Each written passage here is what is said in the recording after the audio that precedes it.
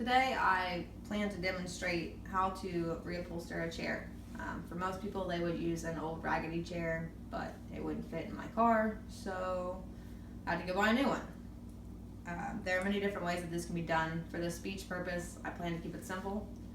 After years of moving around with the military, a lot of my items became damaged, so rather than go out and buy new, I took it upon myself to refurbish them and reupholster them to give them a new purpose.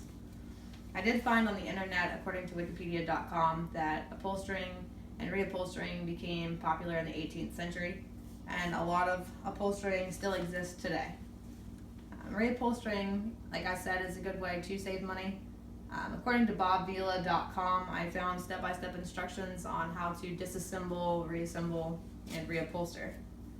In order to reupholster, first you need a chair, so I will be going over the actual materials. Some of the materials vary depending on how you plan to reupholster and the type of item that you are reupholstering. All the materials for today's purpose in the speech will be used. After listing the materials, I will then go into a step-by-step instruction on how to disassemble and reupholster, followed by the actual reassembly and final product. As I said before, I was going to use an old kitchen chair, but unfortunately all I have is a brand new bar stool. I will then describe the steps on how to reassemble the chair. So some of the instructions I found on the internet are slightly different from one another. They vary depending on the type of chair or the materials used. The order of the demonstration will go the tools and materials needed, step by step of the disassembly and reupholstery, and then the reassembling and final product. So first I'm going to go over all the tools that you would need for this project. Obviously you need your bar stool. You will need to pick out a type of fabric that you do want to use. So in light of April, we're using April Giraffe Knits.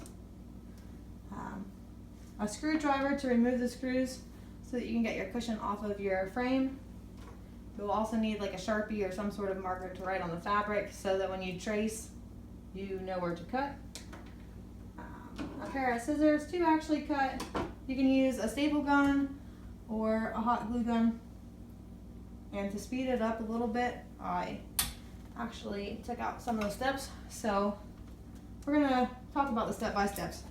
Normally in this bar stool there would be 4 screws, which I've already unscrewed to save time. There's one that's here and here and here and here. And once they're unscrewed with the screwdriver, the top easily lifts off, and then you're left with just the frame of the stool and the actual padded cushion. This one is staple gunned on, so you could cover it if it was terrible. You could use different kinds of batting or cushion and then cover it with your material, and you could staple it back.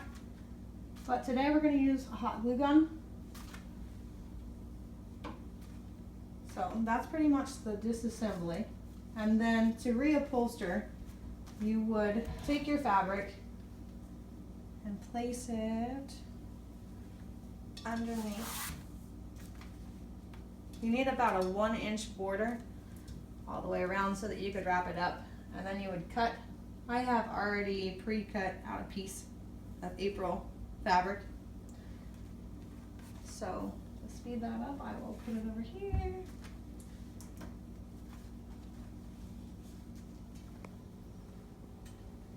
This is the reupholstering part. Once you get it so it's about even all the way around, you can begin with your glue gun, being careful not to cover up the holes where the screws actually need to go back in, or you'll have a problem putting your chair back together.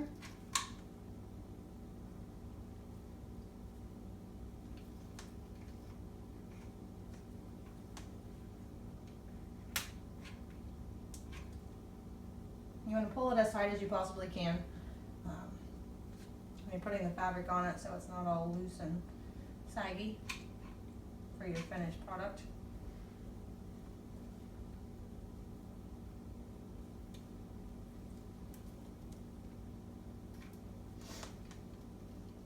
It doesn't take very long at all to apply the glue.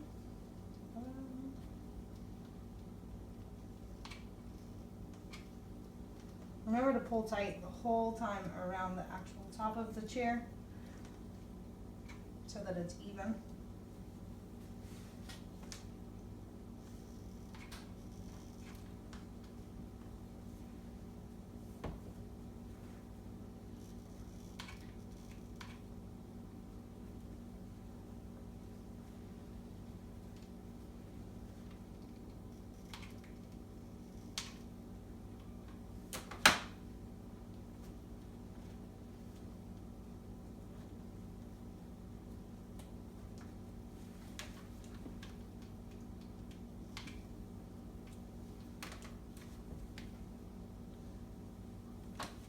Glue down any pieces that are floppy. Should be good. And there we have it. We are reupholstered.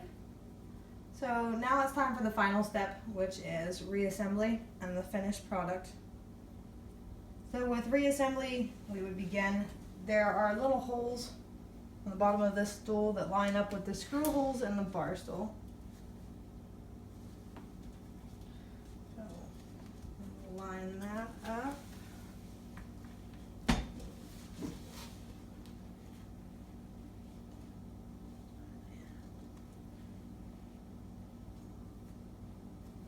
And then we will need all 4 screws again. You can reassemble, put the screws back in to attach the seat part to the actual frame.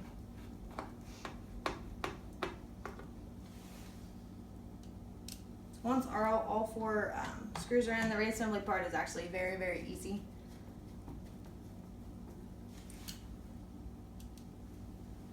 And you're almost finished.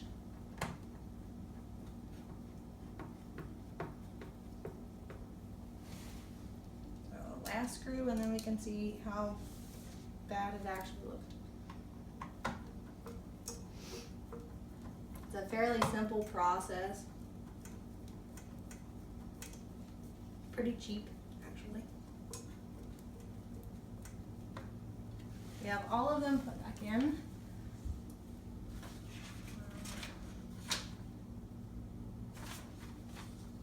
So that concludes like the reassembly of the chair. It's pretty self-explanatory and simple. And we have our reupholstered chair, whole new meaning, whole new fabric. What I would consider the best part of reupholstering is the fact that this object that would be trash is now got a different meaning. You've turned the upholstered bench into something else. Right now you're probably thinking the same thing I am, like holy crap, that actually turned out, but it wasn't too bad. I hope you can see why the tools and materials that I said would be needed actually are included, and they're very important.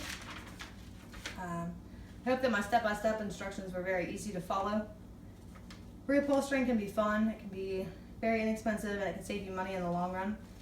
Sometimes if you want to spend a little more time, you can paint the actual furniture or the base around the actual cushion. I hope you get a chance to one day reupholster something rather than just throw it away.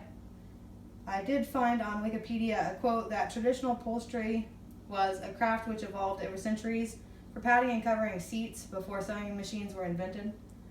My demonstration today included all the tools and materials that would be needed to reupholster, the disassembly and reupholstery of the chair, and then the reassembling and final product. Thank you all for listening, and I hope that you have found a new meaning to reupholstering and the statement, one man's trash is another man's treasure. If you'll please excuse me, I'd like to go sit on my draft chair and see if April has had her baby yet.